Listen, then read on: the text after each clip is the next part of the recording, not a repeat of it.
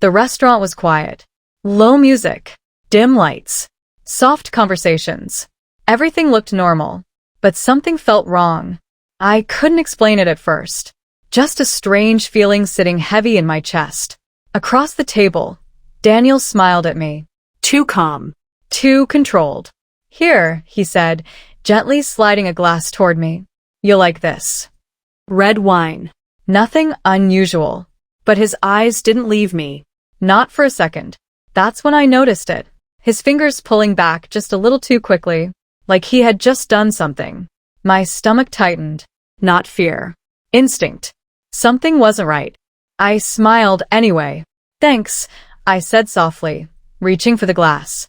But just before I touched it, I let my hand brush the table.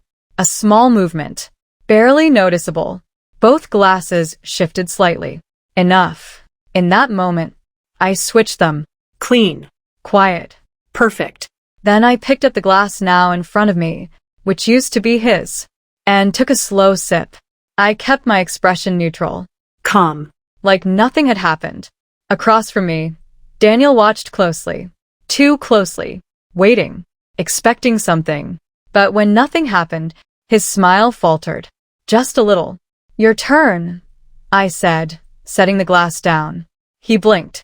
Yeah, of course. His voice wasn't as steady now. Still, he picked up the other glass. The one he had prepared.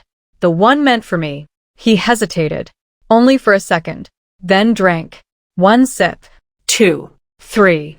I watched quietly. Counting. Not seconds. Reactions. At first, nothing. Then his jaw tightened. His eyes narrowed slightly. Confusion. Then discomfort. Are you okay? I asked calmly. He looked at me. Really looked this time. And in that moment, he knew. Something had gone wrong. Very wrong. But what he didn't understand yet was that whatever he put in that glass was now inside him. And I was the only one at that table who knew exactly what was about to happen next. Daniel set the glass down a little too hard. The sound cut through the quiet table. You okay? I asked again, tilting my head slightly. I'm fine, he said quickly. Too quickly. His hand moved to his chest. Then his throat. Subtle. But not subtle enough. I leaned back in my chair, watching him carefully. Waiting. Because now it was just a matter of time. What did you put in the glass, Daniel? I asked softly. His eyes snapped to mine. I don't know what you're talking about. I smiled faintly. You've never been a good liar. That hit. Hard. He swallowed. Or at least tried to. His breathing shifted. Slightly uneven now. Why would I do anything, he said, forcing a laugh. But his voice betrayed him. I didn't answer right away. I let the silence stretch. Let the pressure build. Then I leaned forward just enough for only him to hear. Because you thought I wouldn't notice. His face changed. The confidence was gone. Replaced by something else. Fear. Real fear. You switched them, he whispered. I didn't deny it. Didn't confirm it either. I just held his gaze. That was enough. His hand started to shake. What did I just drink? There it was. The question he never expected to ask. I sat back again, calm as ever. That depends, I said quietly.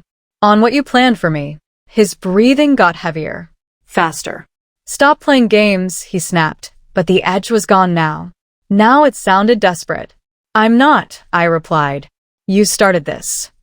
Around us, people were still eating, laughing unaware. To them, this was just another dinner.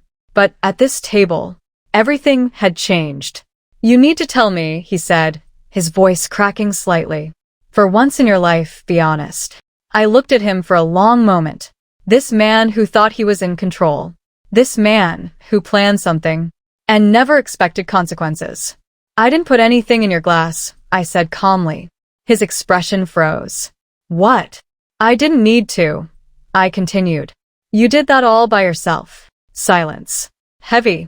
Crushing. Because now, there was no one else to blame. No escape. No control. Just him. And whatever he had prepared. But here's the part you didn't think through. I added softly. If you really believed it was harmless, I leaned slightly closer. You wouldn't be this scared. His eyes widened. And in that moment, he realized the truth. Not about me. But about himself. And whatever he had just done was about to come back on him completely. Daniel's chair scraped loudly as he pushed himself up. I need a doctor, he said, his voice tight. Now people were starting to notice. The laughter around us faded. Heads turned.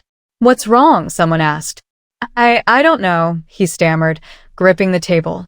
His confidence was gone. Completely. I stayed seated. Calm. Watching. Because this moment wasn't chaos. It was truth. You poisoned me, he said suddenly, pointing at me. The word hit the air like a shockwave. People gasped. All eyes shifted to me. But I didn't react. Didn't panic. Didn't defend. I just looked at him. Cold. No, I said quietly.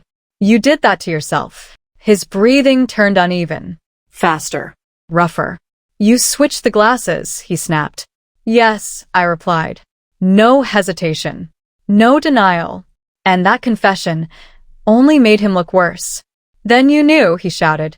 I suspected, I said calmly. And I gave you a choice. That confused everyone, including him. A choice, he repeated. Yes, I said. To not drink it. Silence. Because that was the part no one could ignore. No one forced him. No one made him take that sip. He did it. Willingly. Confidently. Because he believed it was safe. For him. A staff member rushed over. An ambulance is on the way, they said. Daniel's hands were shaking now. His entire body tense. But something else started to show on his face. Not just fear. Realization. What did I put in there? He whispered to himself. I stood up slowly. Stepped closer. Lowered my voice so only he could hear. That's something you should know better than anyone. His eyes locked onto mine. Searching. Begging. But I gave him nothing. Because this was never about revenge. It was about exposure. About consequences. About a man finally facing what he was capable of. The ambulance sirens echoed outside. Closer. Louder. People stepped back as paramedics rushed in. They grabbed him, asking questions, checking his pulse. What did you take? One of them asked urgently. Daniel couldn't answer. Because admitting it would mean telling the truth. And the truth would destroy him far more than anything in that glass ever could. As they carried him out, his eyes found mine one last time. Filled with fear. With regret. With the weight of his own actions. I didn't follow. I didn't speak. I just watched him go. Because 9 minutes ago, he thought he was in control. And now, he was just a man. Trapped by the very thing he prepared for someone else. I picked up my coat. Walked toward the exit. And for the first time that night, I allowed myself a small smile. Not because he suffered. But because the truth didn't need my help anymore. It revealed itself. Exactly when it needed to.